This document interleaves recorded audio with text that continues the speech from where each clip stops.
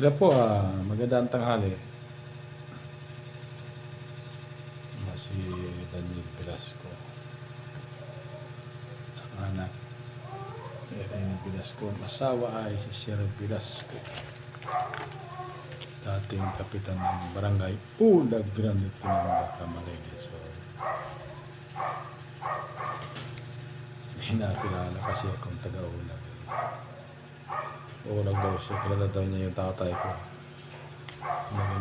Yung tatay ko kasi kapitan dyan dati sa Ulag Grande. Kumusta yung kaso ng lupa namin. Sabi ko tapos na, napunta na nga sa amin ang lupa. Problema, pinabahay ka ako ng garaya na wala man napasabi. Masaklap.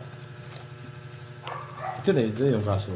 Ito yun. Kasi hihingin daw ito ni boss yung video eh. Nakalagay dito, ang nagdemanda ng mga magulang ko magkapatid si Marcial Velasco, Sherry Velasco, Juan Velasco. Magkapatid to, pito sila eh. Ang dinemanda nila si Jose Phoenix in Sinaida City.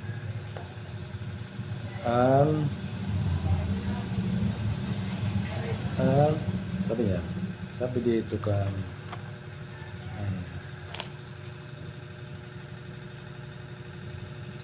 sabi dito sa court, galing sa court ito yung kasi nanghingi daw siya ng ito yung galing pa ito sa APC sa natin. Natusan dito si Dependa. Ang Dependan kasi si Jose Phoenix sa Sinaida City. Ang plaintiff yung tatay namin. Natusan si Dependa na magbigay ng 56,000 per annum. Tumatagal na sa pangunan ni Pres. Kasi di pa nag-retire si Pres yung imperial eh. Ayun, si Ami na lang nandiyan ayun. Nakabayad. Yun. Pinamahagi nila ito sa mga taong kilanueka, sa pamilya rin. Ang masaklapan nito, yung sukat ng lupa namin, nilalagay, pilit nilalagay nila kay Jose Phoenix. Ito po, Jose Phoenix. Nabasa dyan, Jose, yung sukat ng lupa namin, pilit nilang nilalagay kay Jose Phoenix. Saka binaligtad yung title number. Ayan o, sukat ng lupa namin. 216,970 square meter. Yan pa lupa namin yan sa barangay Ulag Grande, Tinambaca, Camarines na pinimigay niyang naagaray na hindi na sa datang proseso.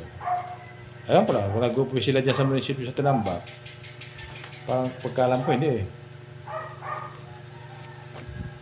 Ito yun, titulo gusto maghangin ng yung taga-Tinambac, taga-Ulag daw yun. Kilala yung mga tatay. Ang sukat dito ay 216,970 square meter. Ito, permado ni Imelda Imelda Ane. Alex Romero, Bruno Saavedra, Imelda Ane, andyan. So, pilitan nilang pinamahagi ba nila na hindi nila sa tamang proseso yung lupa natin. Kung ako pala nila nanawagan dyan sa mga taga-Tinambac sa munisipyo. Nga po yung mga taga. Para akong dinagbigay ng bus eh. Mula nung pinamahagi ang lupa namin ang garaya na hindi din na sa tamang proseso. Noong 1995, 95. Dito sa mga tao, ito yung mga tao. Ito. Sila na. Ng Coriaje, Mendoza. Kamag-anak nila yung kapitan ng bago dyan si Juan Coriaje. Ayun, Juan Asor. Kamag-anak sila eh. Ayan sila ang mga binigyan ng lupa na garaya na hindi din na sa tamang proseso. Pinagbibinta na nga nila na kay Roger Clemente na taga si Roma. Doon nila pinagbibinta ang lupa at Consyal Mayet Villegas. Ibibenta nila, hindi naman kanila ang lupa. Teo, may nag-ano lang kasi sa akin, maghihingi daw siya ng ano. Lalapitan daw siya na. Kasi kilala nila yung tatay namin na dating kapitan niya sa una, grabe pinambak ka ba rin. Bumusta kasi kung ano ba nagay ng lupa namin. Sabi ko, amin na yung lupa. Nakapangalan sa namin. Ang problema ka ako, kagarayan, sa pilitan pinamagi na hindi dinadaan sa tamang proseso. Masakal pa siguro, baka hindi nag-boost yung mga taga-ulag eh. Kaya magnadinig ito yung mga taga-tinanda. Kasi ano nga po yung ano nyo sa kagarayan.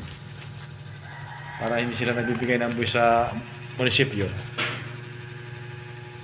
Namahagi po kasi nila yung lupa namin dito sa tamang proseso eh. Linaw-linaw na nakalagay, Irene Velasco et al. Yung mga kapatid ng, siyempre et al. Yung kasi mga kapatid siya ng, kasama yung mga kapatid ng magulang ko eh. Sige po, bye-bye.